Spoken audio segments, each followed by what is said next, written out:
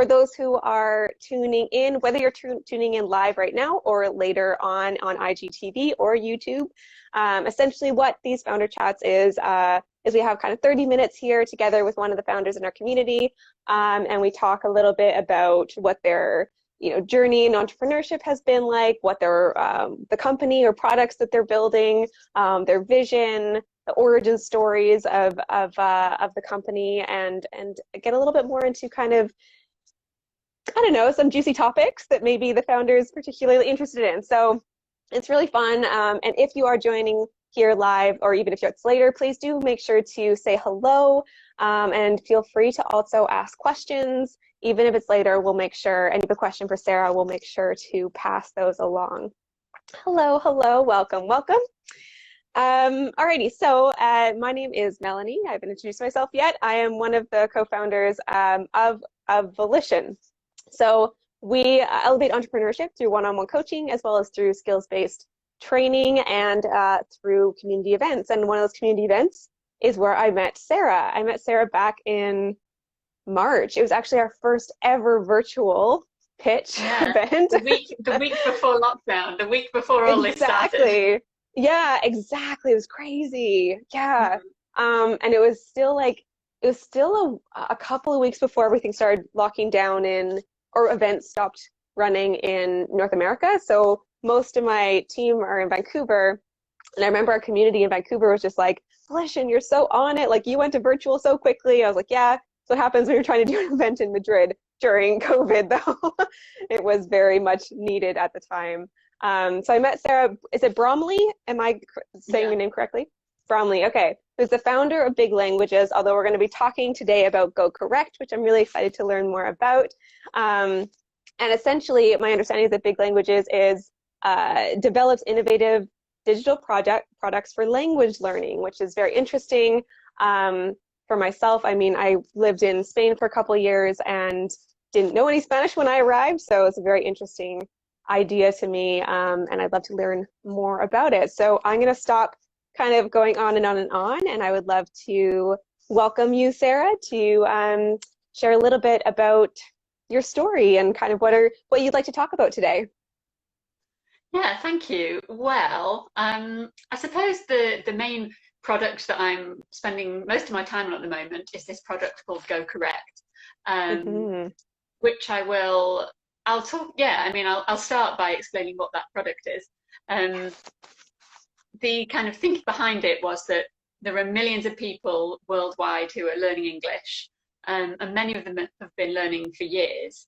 And what they really need now is a chance to just practice what they know and find out what mistakes they make. So when they use Go Correct, they receive a daily conversation question in our own messaging interface. It's not actually an app, it's like a web app, it works online. Okay. And it's a conversation question like, what's the nicest city you've visited, or something like that. They write a little text of about 60 words to reply to it. If they make any really common mistakes, those are flagged up and explained before they even submit the text, and they have a chance to change it. But then it gets checked by a teacher, a real human teacher, and any mistakes are corrected and sort of clearly highlighted. And they can also click on some mistakes to see an explanation of the grammar. They also get to see if there are really mistakes that they keep on making, like the same mistake. They get to kind of see a top 10 of the mistakes they regularly make, and also some scores about how understandable their English is and how accurate it is. So really the main kind of thing that sets it apart from other language learning apps, because obviously there are a lot out there. I think probably the most famous is Duolingo. The problem with Duolingo and things like that is that the practice they offer is very impersonal. It's just like quizzes, filling in gaps, that kind of thing. And also it's really aimed at lower levels. But Go Correct is designed for more advanced levels and got a more kind of personal human touch, because people can just talk freely about their own life and opinions. So is a more realistic way of using language than something like Duolingo. Right. So is it kind of like a cross between a Duolingo, but like for more advanced, and tutoring, in-person tutoring or virtual tutoring? Yeah, I guess so. It's kind of like, it's a little bit similar to that, doing like a language exchange where you know, have a conversation with a native speaker. In some ways, one of my aims of it was to take that idea, but sort of give it some structure and formalize it a bit. So it's not just a free conversation that you're not really learning anything concrete from. Right. So where did this idea come from? Well, I suppose it came from a few places, really. One was, well, I've been speaking Spanish or learning Spanish for years, and I got to the point with my Spanish where I realized that what I needed was just a chance to practice and find out what mistakes I made. So that gave me the idea. Oh my God, I just realized I have a timer on Instagram to stop me spending too long on here. I've got 10 minutes left. I might need to jump out in a minute. And, that's hilarious. When I finish answering this question, I need to log off, change that timer, and get back on. Okay. I should have thought of that. So yeah, that was one of the things. I needed a product like this for my Spanish. I worked as an English teacher in Madrid years ago, and since then I've managed worked on some online language learning products. So I've always been very much in that English teaching world, and I knew there would be a big demand for something like this from what people have told me who are learning English, you know. I guess that's where the main idea came from. Yeah. Right. Am I allowed to ask you another question, or do you have to pop off and come back? I should probably sort out my timer issue first. Okay. Well, you'll be right back. I'll see if I can I won't leave this chat. It will probably cut me off, but I'll just go and do it with that one. I can't tell if she's cutting off or not. So for those, I see that there's a bunch of people been popping up in the chat, and you're all waving, or it's saying, I think it's asking me to wave to you, maybe, but I don't know how to on my phone. So I'm just going to wave to you, everyone who's here. I don't know how to use my new phone. Really appreciate you being here. And if you didn't catch it, we're talking to Sarah Bromley. She's the founder of Big Languages, and we're talking specifically about this product, Go Correct. For those who are here as well, and we didn't lose you really. There was a little spinning thing for a while, but you're back. Those who are in the chat, I'd love to know, have you been learning a new language? Have you done this before? What was your experience? I'm always super curious. I was using Memrise when I was in Spain. I started with Duolingo, and I just couldn't be bothered, and used Memrise. And again, I fell off from using it after a couple months, and I had a tutor as well. So I think like I get the idea behind it, which is awesome.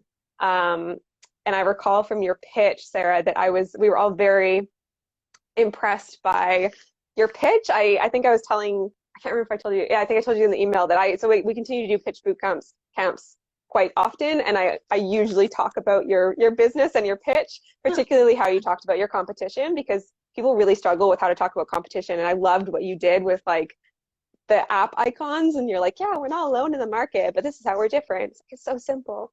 I just talk about it like that. Anyways, as a fun side note, you are constantly talked about in my boot camps. So nicely done. Nicely done for that.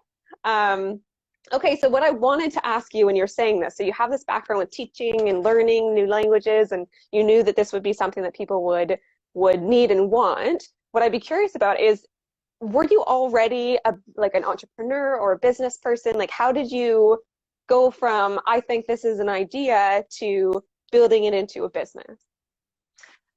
Yeah, I suppose there's kind of two things I can say on that. One is that in terms of my career background and the skills I needed to do something like this, I did come from, I suppose, the ideal background to do it. I'd worked for many years in like website management, like digital product management. Okay. So I had a lot of experience of what it takes to develop a website, develop a digital product.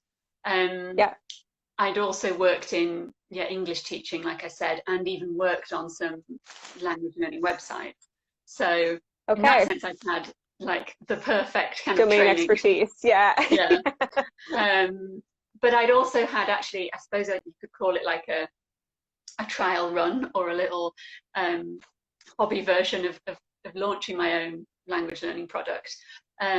Because about, well, exactly 10 years ago, I was learning Arabic, and I had an idea for some kind of online tool that would help me and other people learn to read the alphabet, just a kind of way to learn the alphabet and practice what you're learning. And I sort of looked for this tool online, couldn't find it, decided that I would build it myself. So did that totally just as a hobby, like for fun, because I thought it needed to exist.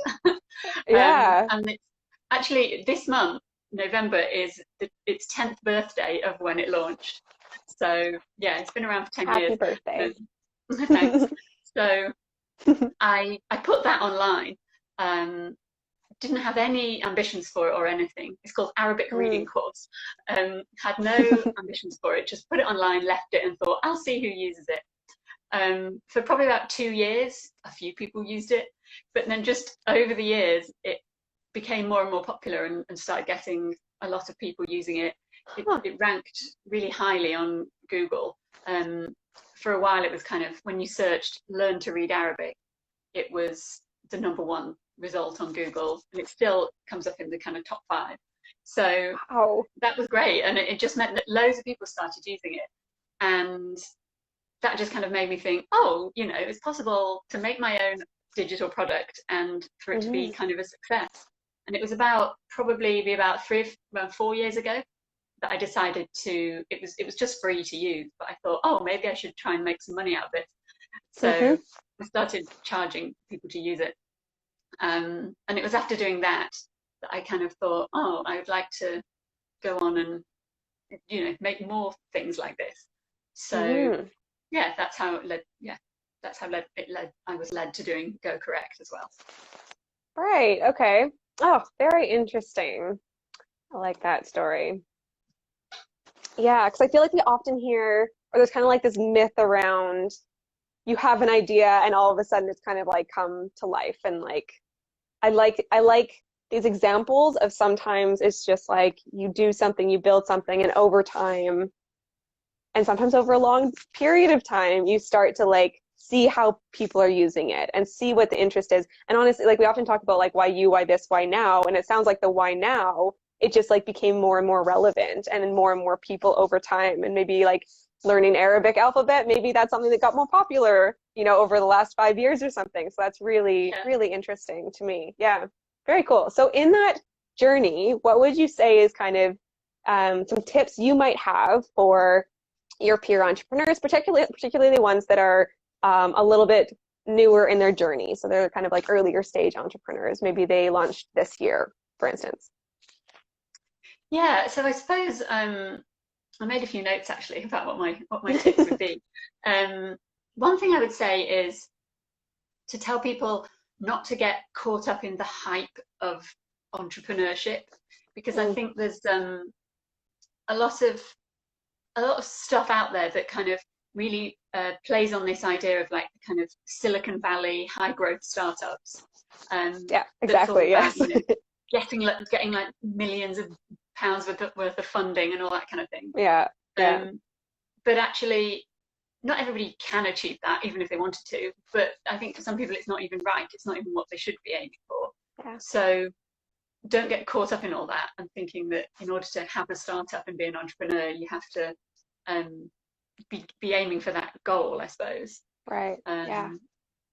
Yeah. So that's one of them. What else? I think one thing I've really seen is that when it comes to kind of staying motivated and getting signs that what you're doing is worthwhile and might be a success, I find those signs for me over the last 3 years or more that I've been doing this, those signs come along occasionally, but not that often. And most of the time, I'm just kind of thinking, oh God, is this really going to be a long-term success? And then very occasionally, maybe like once a month at the most, something will happen that makes me think, oh yeah, this really is worthwhile. This can be a success. Yeah. And I think it's just a question of reminding yourself in between those times that it is worth carrying on. I mean, I suppose if you never get those moments throughout a whole year or something, then might be a sign that you're not going to make a go of it. But I think, yeah, it's knowing how much to just sit through the quiet periods and then take that motivation from the sort of small successes and what have you, I suppose. Mm-hmm. I think that's fantastic. Yeah. Don't buy into the hype. And I think even going along with that though, like, and like what we were just talking about, that it sometimes takes time, and like it's about perseverance and kind of looking, I mean, being aware of those signs, and that they sometimes also come in, you know, ways that you might not expect what those signs might look like. Whether the sign is that like this is not the right path, or that actually, yes, actually this is working. Like let's double down on this. Let's learn more. Let's talk to our customers and get out there. So I think that's fantastic. I saw we have a question come in, which is going to direct us back to talking about Go Correct and talking about languages, which is fantastic. So I have more questions about the web application as well. So the question we're getting here is, do you think learning language is easy? And I guess how I would also frame that is, how does Go Correct help us help make it maybe a little bit more easy, or whatever the adjective you want to use for that is? Yeah. Gosh, is learning a language easy? I think it can be. I do believe, and maybe not everyone agrees with this, but I do believe certain people have more of a natural talent for it. I think if you naturally have a good memory, that makes it easier for you. If you're naturally kind of a confident, talkative person, that will obviously make it easier for you to, because you're willing to test it out and be wrong. Yeah. Yeah, exactly. But I think language learning can be easy. I think so. For people that use Go Correct, it's for a lot of them, it's kind of the first time they've actually had a chance to use English in a natural way, like when they're having a normal conversation, would actually be told what they're getting wrong.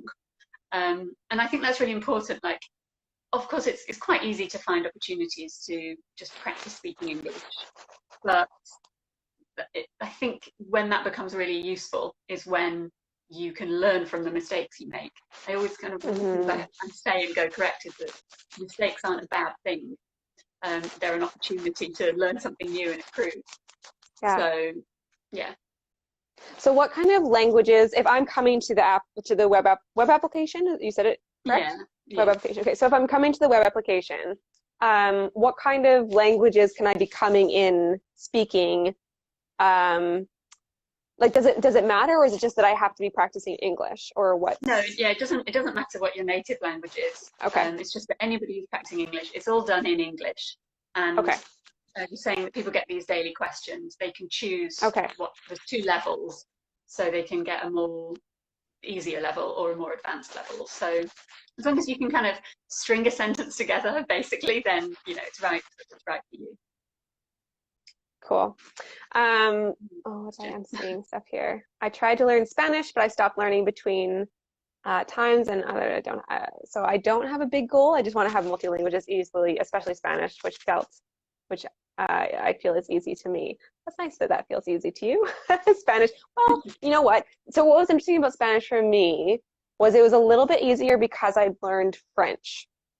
Me too. Whereas my partner, he learned German, and he found learning Spanish to be very difficult and could not roll his R's. He's also from England, and it's harder with certain English accents and certain accents in general to roll your R's and such. So that's really interesting. So the question about is it easy to learn, and then there's like so many different pieces of language, right? Because like learning language, learning how to pronounce different things, learning the alphabet, there's just so many different complex pieces. So with I still have more questions about Go Correct, but what I want to ask, because I know I don't want to I have so many nitty gritty questions just because I happen to be interested in languages, but but I wanted to know with Go Correct, a question that we often get is with the founders that we're working with is what would be kind of your big vision? So right now it's this web application that you have. What would the next, what would a year from now look like? And then what's the big, hairy, audacious goal that you have for it? Yeah, so one of the longer term goals I have is to, so at the moment, a lot of the customers are just individual language learners that come and use it. we did actually this year start a partnership with a language school, an English school in Madrid, who they include it as part of their English courses. So that's good neat. because it's kind of like, yeah, it's a way for the school, from the school I get loads of huge numbers of customers. Yeah, that's fantastic. Yeah, it's really good, and I want to get more partnerships like that, and potentially in future even turn it into, the moment it's very much a service because you're paying for the teacher who's correcting the text that you write. But I think there's also potential to turn it into more of just the software as a service, where a language school can pay for access to the platform, but then they get their own teachers to do the correcting of the text.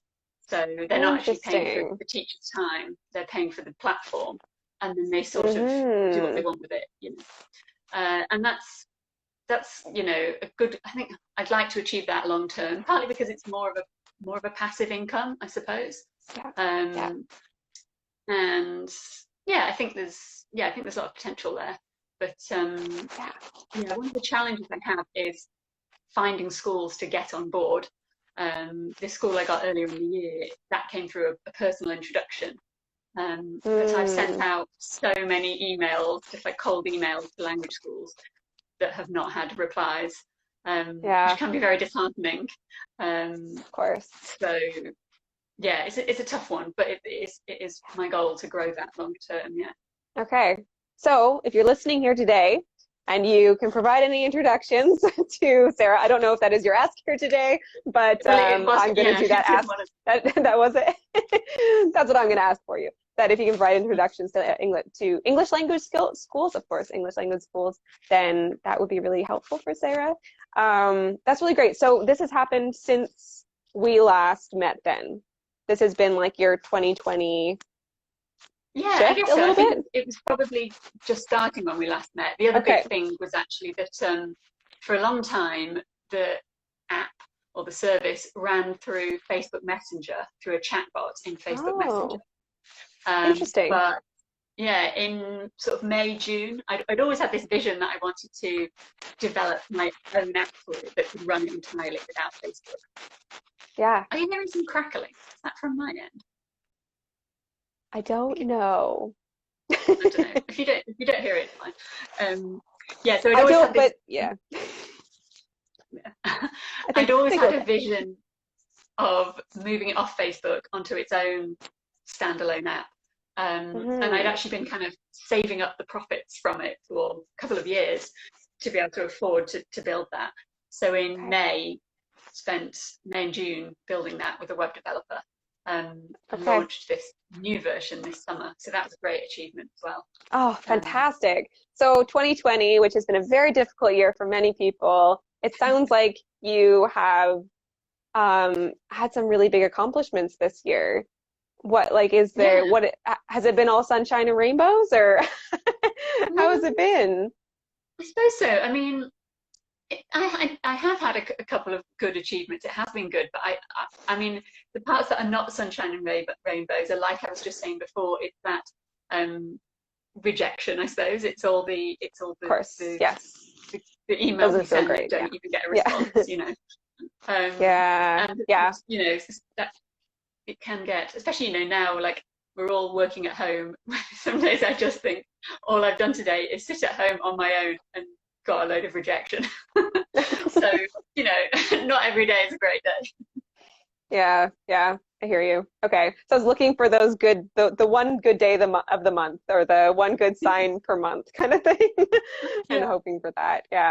Well, it sounds like it's been a really, despite all those kind of harder days, I mean, all of the hard work you put into this, you can definitely see what's coming out of that, right? And it's really incredible. So congratulations, and I hope that you have done something. Have you done something to celebrate these accomplishments?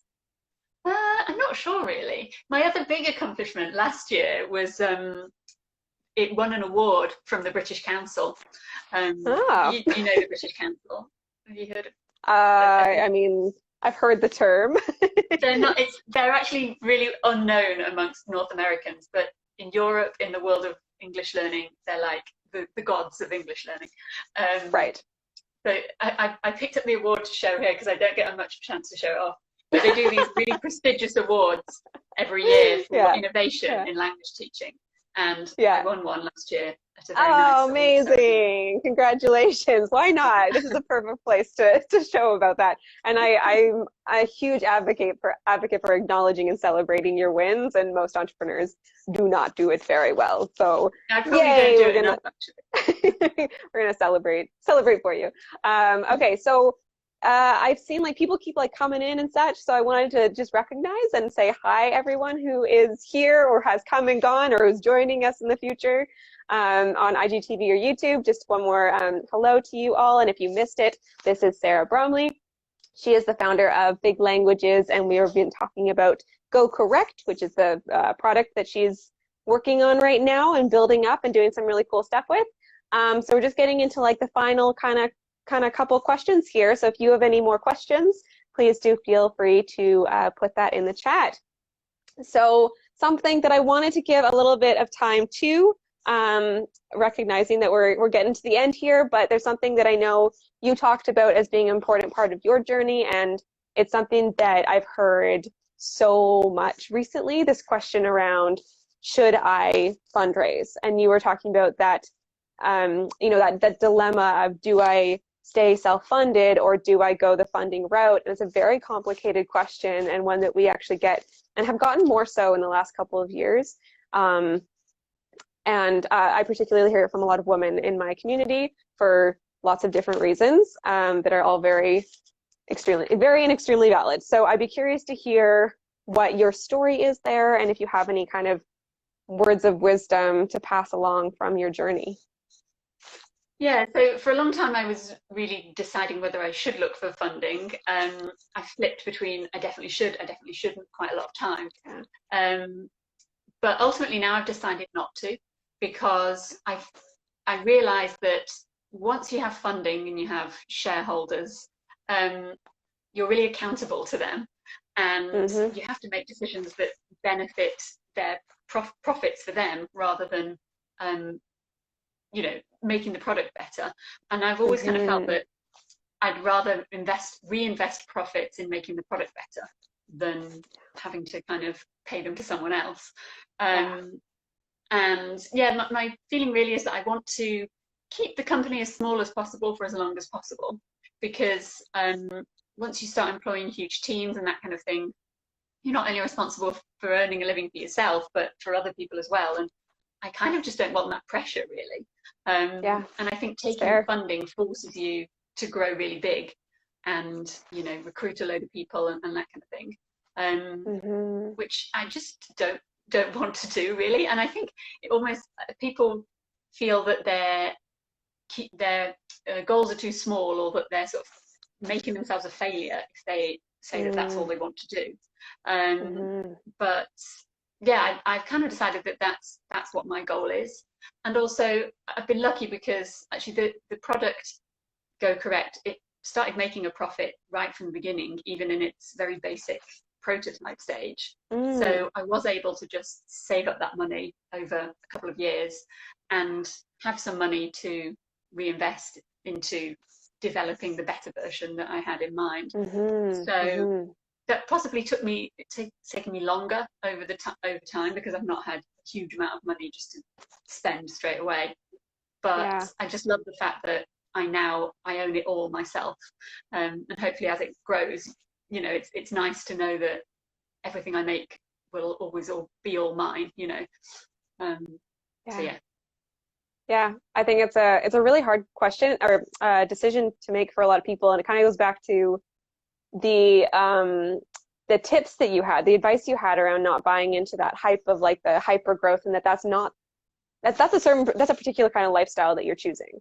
And there's some kinds of company where you will likely need to look for funding, and that's okay too, but you don't have to. And I think like there is this kind of like narrative and myth around that you have to go for funding, and that's part of what an entrepreneur is, which is interesting. And we have a couple of advisors at Volition who it's like their mission to disrupt that myth and to really talk to people and say, A, maybe it's not for you, but B, maybe it's not for your type of company, and that's okay too.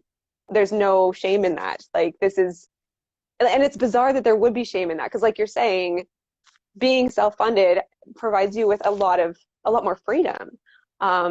It's, Yeah. you know, you're not contractually obligated to anyone except for yourself. So Yeah, it's exactly. And also, I think it's a great achievement to create a job for yourself, you know, create your dream job that didn't exist before.